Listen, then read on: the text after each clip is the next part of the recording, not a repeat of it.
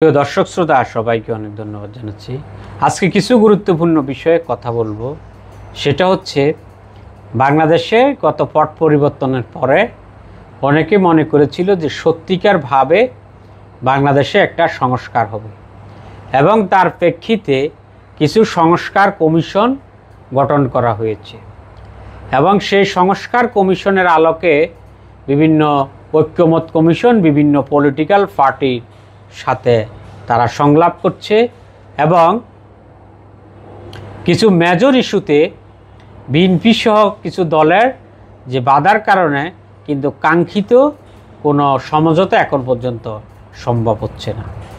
এবং বাংলাদেশের আরেকটা ওয়ান অফ দ্য বিগেস্ট দল ইসলামিক দল জামাত চরমোনাই সহ তারা ফিয়ার পদ্ধতিতে ইলেকশনের জন্য এখনও অনড় এবং জামাত বলেছে যে তারা ফিয়ার এবং মানে যে সংস্কার এবং দৃশ্যমান বিচার ছাড়া তারা নির্বাচনে অংশগ্রহণ করবে না।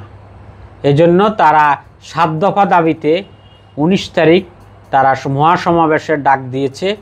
জামাতের ইতিহাসে অ্যাট ফার্স্ট তারা মহাসমাবেশ করছে সোহরাওয়ার্দী উদ্যানে। এজন্য তারা ব্যাপক প্রস্তুতি তারা এখানে নিয়েছে। তারা বলেছে জামাতের অ্যাসিস্ট্যান্ট সেক্রেটারি এহসানুল মাহবুব জোবায়ের তিনি সাংবাদিকদের বলেছেন যে আমাদের 1 মিলিয়ন মানে 10 লাখ লোকের টার্গেট, আমরা এখানে 10 লাখ লোকের টার্গেট করে এবং আমাদের টার্গেট হচ্ছে 10 লাখ লোক জড়ো হবে বাংলাদেশের বিভিন্ন প্রান্ত থেকে।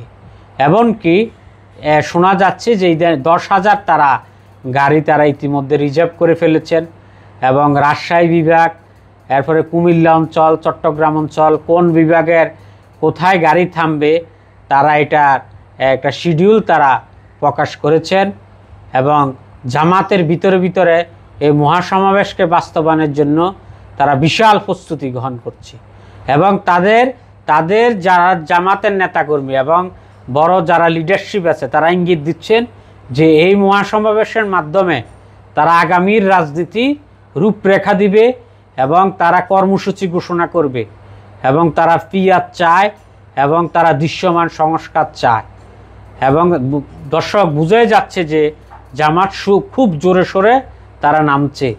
তাদের বড় দলের নেতারা বলছে যে আমরা যে অভ্যুত্থান করেছি যদি দৃশ্যমান যদি সংস্কার না হয় তাহলে আগের ফেসিবাদ, তাদের ভাষায় যে আগের ফেসিবাদ আবার মাথাচাড়া দিয়ে উঠবে। এজন্য তারা বলেছে যে তারা প্রয়োজনে কর্মসূচি ঘোষণা দিবে। এজন্য যারা বিভিন্ন রাজনৈতিক পর্যবেক্ষণ আছে তারা তাকিয়ে আছে জামাতের সে মহাসমাবেশের দিকে, সে সোহরাওয়ার্দী উদ্যানের মহাসমাবেশে দেখা যাক তারা কত লোক সেখানে জড়ো করতে পারে।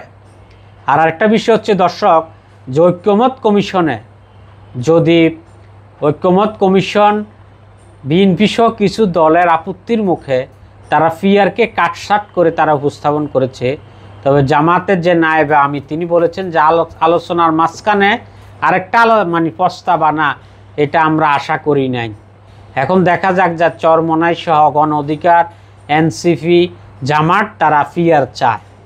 এখন তারা কতটুকু ছাড় দিতে পারে, এখন তারা কি ওইটা কন্ট্রাডিকশন করে ডিসকাশন করে কি ওখানে কিছু মিক্স ফিয়ার বা বিএনপির সাথে কনভারসেশন করে কি তারা কোনো ছাড় দিয়ে কোনো সমঝোতা যায় নাকি তারা রাজপথে নামে, সেটা আগামী কিছুদিনের মধ্যেই সেটা দৃশ্যমান হবে। তো দর্শক সবাইকে অনেক ধন্যবাদ। আসসালামু আলাইকুম।